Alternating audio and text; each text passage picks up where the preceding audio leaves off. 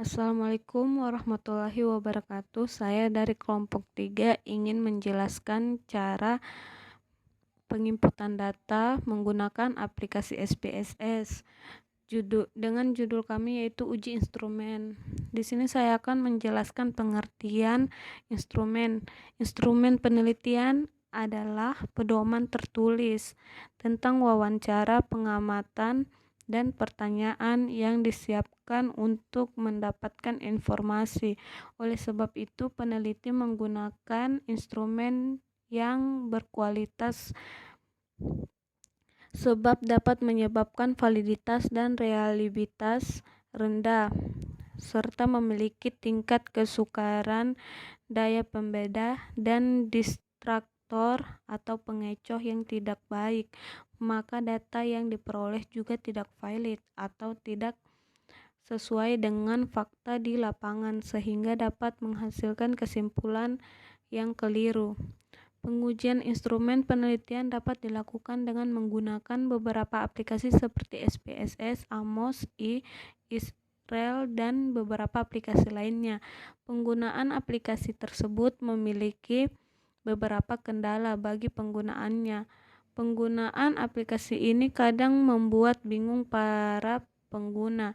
Penyebabnya adalah terlalu kompleksnya item-item yang ada pada aplikasi tersebut sehingga sulit untuk digunakan, dan di beberapa aplikasi ada yang menuntut penggunaannya memiliki pemahaman tentang programming untuk bisa menggunakan aplikasi tersebut.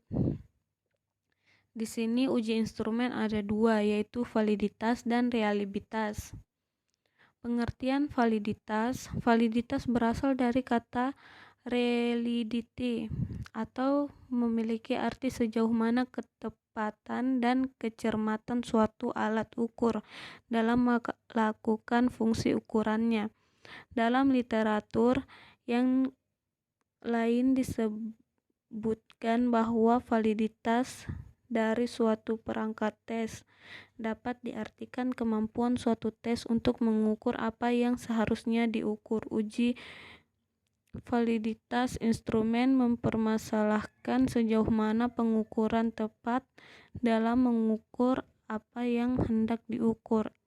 Instrumen dikatakan valid saat dapat mengungkap data dari variabel secara tidak tepat, menyimpang dari keadaan yang sebenarnya. Salah satu ukuran validitas untuk sebuah kuesioner adalah apa yang disebut sebagai validitas konstruk atau konstruk validity. Dalam pemahaman ini, sebuah kuesioner yang memiliki beberapa pertanyaan untuk mengukur suatu hal dikatakan valid jika setiap butir pertanyaan yang menyusun kuesioner tersebut memiliki keterkaitan yang tinggi. Ukuran keterkaitan antara butir pertanyaan ini umumnya dicerminkan oleh kolerasi jawaban antara pertanyaan yang memiliki korelasi rendah dengan butir pertanyaan yang lain dinyatakan sebagai pertanyaan yang tidak valid.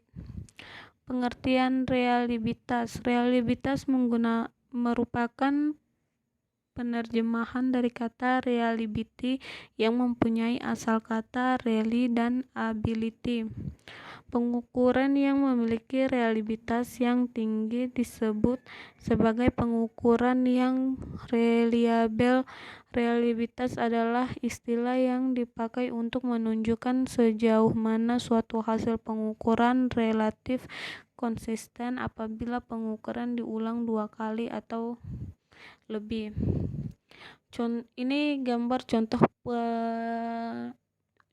contoh data pada uji validitas menggunakan aplikasi SPSS. Instrumen dikatakan reliable saat pada mengungkapkan merupakan data yang bisa dipercaya. Tes dikatakan reliable jika skor amat mempunyai korelasi yang tinggi dengan skor sebenarnya. Suatu instrumen pengukuran dikatakan reliable apabila instrumen tersebut dipergunakan secara berulang akan menunjukkan hasil pengukuran yang sama. Reliabilitas menunjukkan konsisten kuesioner terhadap jawaban respon dalam beberapa kali pengujian pada kondisi yang berbeda dengan menggunakan kuesioner yang sama. Contoh hasil data dari reliabilitas menggunakan aplikasi SPSS. Ini contohnya.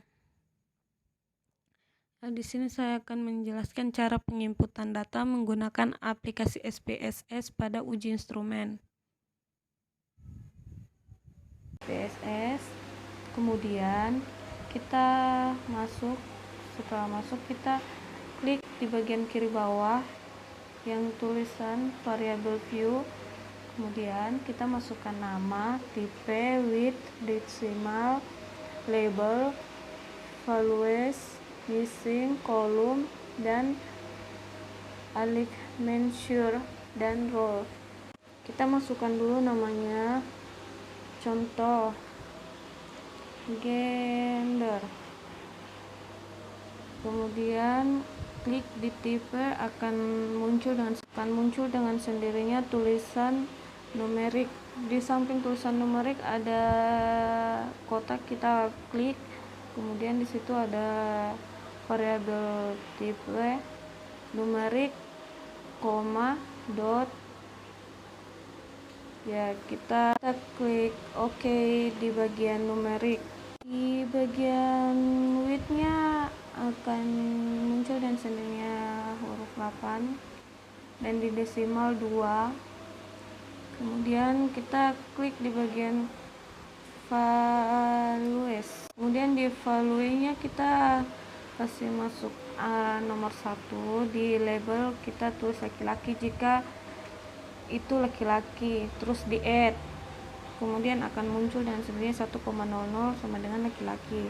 Jika perempuan, kita di situ kita kasih masuk nomor 2, terus di labelnya tulis perempuan, terus setelah itu di add, akan muncul dengan sendirinya tulisan 2,00 sama dengan perempuan. Langkah selanjutnya kita masuk di measure, klik di bagian kanan yang ada tanda panah ke bawah. Di situ ada pilihan nominal, kita klik nominal. Di bagian row-nya kita klik input. Seterusnya seperti itu. Kita sisa kasih masuk saja. Di kolom 2, di bagian nomor 2 kita tulis umur, terus sama seperti langkah awal numerik, terus kita isi jenis kelaminnya laki-laki jika laki-laki, terus kita kasih masuk umur, misalnya 25 tahun, terus di add, tekan OK.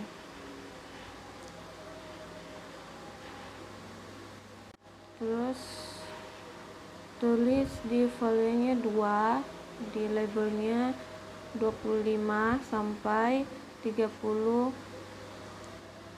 tahun, terus di add. Setelah di add, kita kasih masuk lagi 3 sampai seterusnya seperti itu, terus di add, di OK kan. Kemudian di kolom 3-nya kita kasih masuk jenis DM. Di kolom 4-nya keterangan. Terus di values-nya kita di kolom 3 yang jenis DM itu kita kasih masuk 1. Di value-nya, di labelnya DM tipe 1.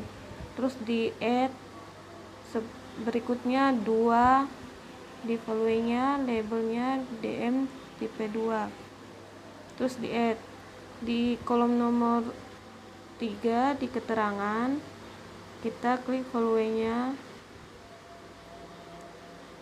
1 di labelnya terkontrol, terus di add, terus 2 di follow, terus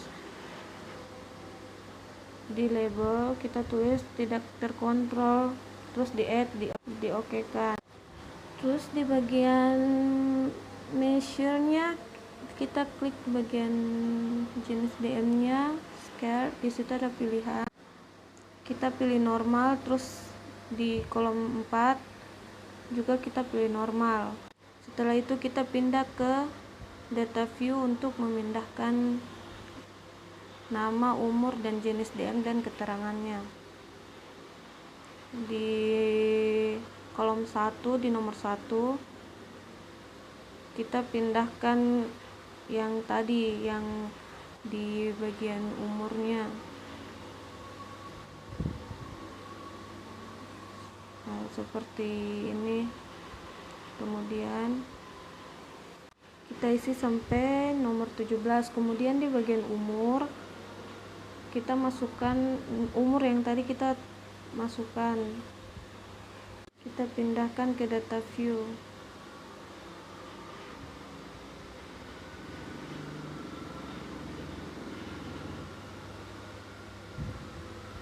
Ya, seperti ini. Kemudian kita pindah ke jenis DM. Kita masukkan jenis DM yang tadi kita masukkan di variable view, kita masukkan di data view. Ya, seperti ini.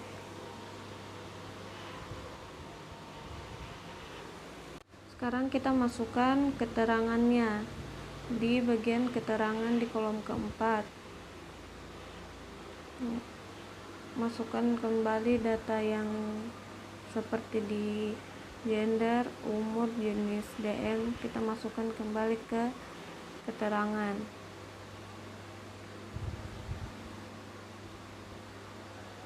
Setelah itu klik analyzer, di bagian kita klik di correlate.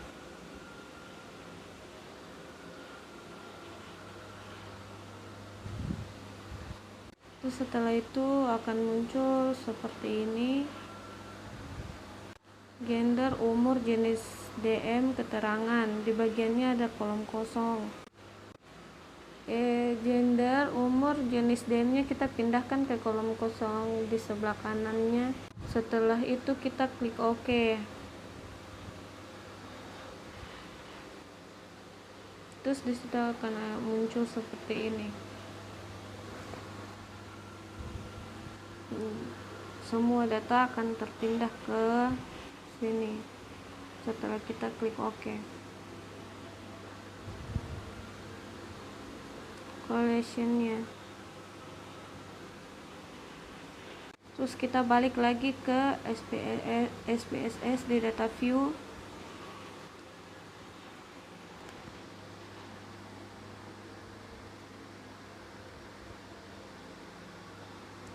Lakukan sama seperti yang saya lakukan sebelumnya.